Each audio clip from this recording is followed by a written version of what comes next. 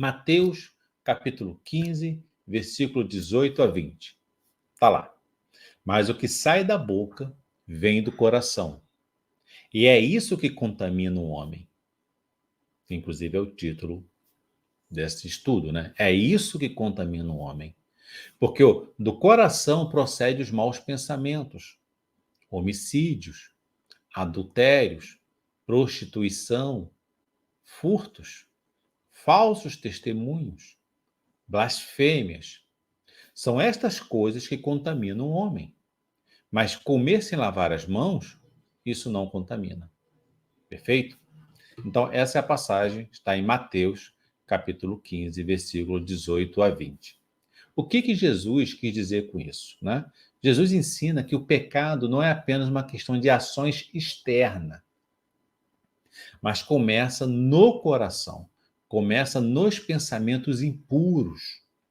Meus irmãos, hoje vamos conversar sobre um tema chamado ideoplastia, que é a capacidade da mente de criar imagens ou ideias vívidas e, com isso, influenciar a realidade por meio de um processo de visualização ou pensamento intenso.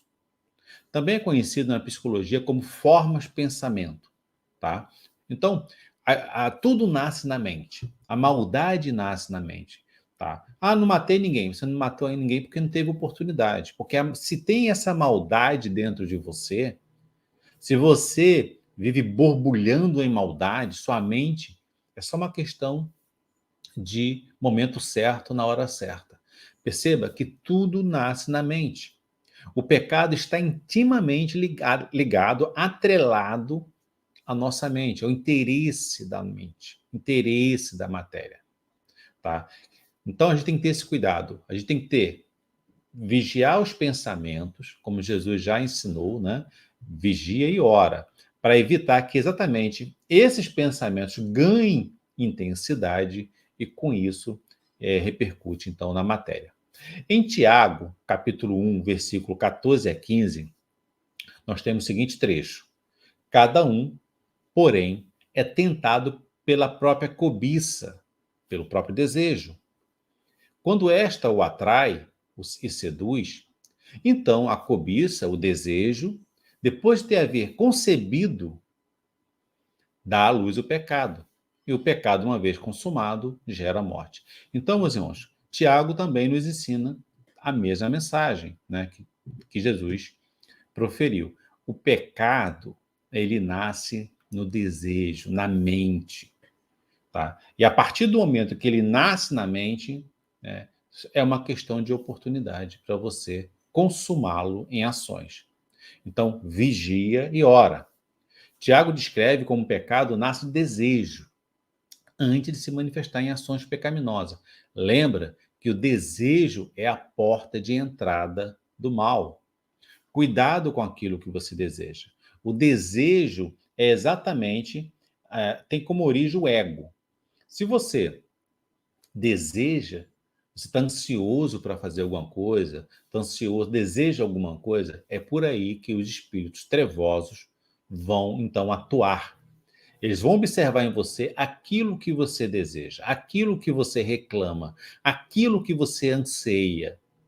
Uma pessoa que deseja algo ardentemente, ela é vítima fácil, ela cai fácil nas insinuações dos pensamentos equivocados.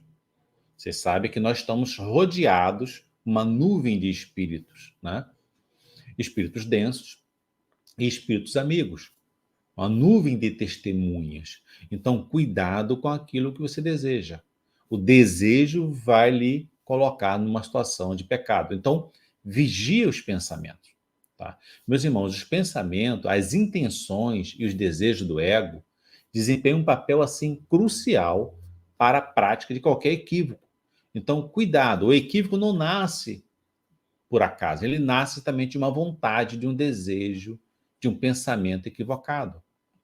Por outro lado, né, a gente tem que observar também que a reforma íntima é um processo de transformação pessoal, do caráter, dos valores, dos comportamentos na busca de uma evolução espiritual. Então, a gente consegue então usar esse mecanismo do cérebro, né, que é a ideoplastia, que é mentalizar, visualizar algo, que é uma capacidade nossa de co-criar uma situação antes que ela aconteça. Isso chama de ideoplastia, tá? Ou formas de pensamento. Então, nosso cérebro tem essa capacidade. Vamos utilizar essa ferramenta que nós dispomos para a prática do bem, para a prática da reforma íntima, e não para a consumação do pecado. Percebe? Que Deus nos deu uma ferramenta e o uso dessa ferramenta é de nossa responsabilidade, nosso livre-arbítrio. Então, a capacidade de visualizar, de idealizar algo, o nome disso é ideoplastia, vamos utilizar isso para o bem. Então, meus irmãos, vamos fazer o seguinte: vamos visualizar praticando caridade.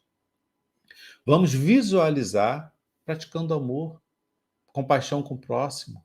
Vamos visualizar, né, a compaixão, o ato de pedir perdão. Por que a gente não faz isso? Porque só a gente visualiza para comprar um carro. Percebe que a gente tem uma ferramenta poderosíssima no nosso cérebro que está sendo mal utilizado ou pouco utilizado.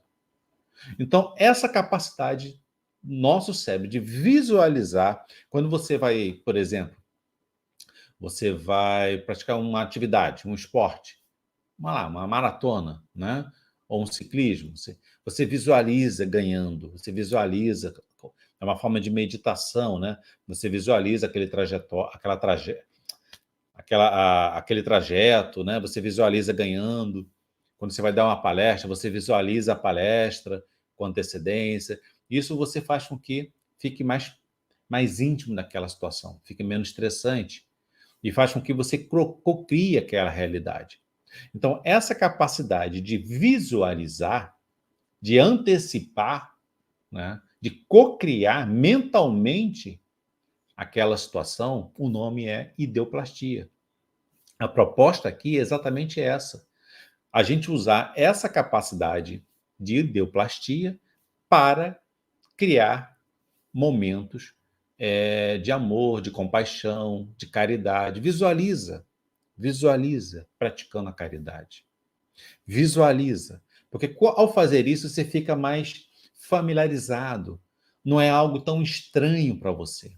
Visualiza pedir perdão. Algumas pessoas falam assim: Rivaldo, eu não consigo pedir perdão. Algo me bloqueia. É exatamente isso. Visualiza. Treina mentalmente o ato de pedir perdão. Porque vai ficar natural para você. Por que você não consegue? Porque você ainda não tem esse hábito. É algo estranho. Então, o processo de ideoplastia é exatamente esse processo que vai nos ajudar na reforma íntima. Se você não está acostumado, se você tem dificuldade de pedir perdão, tem dificuldade de aceitar o erro alheio, a falha alheia, uma indulgência, visualize isso no seu processo meditativo. Visualize. Esse é o nome de ideoplastia, tá? É a capacidade da mente de criar imagens ou ideias vívidas que nos vão auxiliar no processo, tá, exatamente de reformar a nosso interior, de reformar o nosso comportamento. Então, Deus nos deu essa capacidade. Vamos utilizar para o bem. Percebe? Então, não é difícil. Não consigo pedir perdão, não consigo praticar caridade, não consigo tolerar as falhas alheias. É porque você está num automatismo ainda vicioso. Esse automatismo vicioso, né, está o impedindo de se familiarizar com o ciclo de virtudes. Então, como fazer para quebrar isso? Visualizar. Praticar a ideoplastia. Tá? Nós devemos visualizar claramente quais são nossas metas, quais são nossos valores que desejamos alcançar em nossa jornada.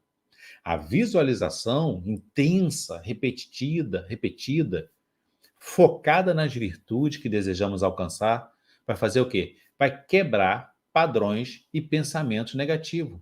O automatismo, conforme a Joana de Ângeles nos ensina, o automatismo negativo. Meus irmãos, vamos visualizar com intensidade, praticando o bem, praticando a compaixão, sendo tolerante com as falhas alheias, perdoando. Então, com isso, a gente vai preparando a terra, adubando a terra, nosso interior, para a prática do bem. Percebe?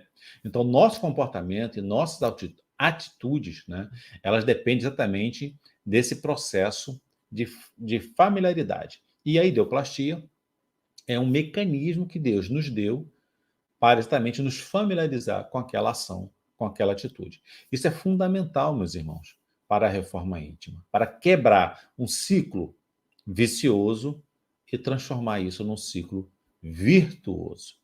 Isso nos permite que a gente reconheça, por exemplo, as áreas que a gente precisa melhorar, as áreas da nosso interior que a gente precisa aprofundar-se, né? Ressignificar.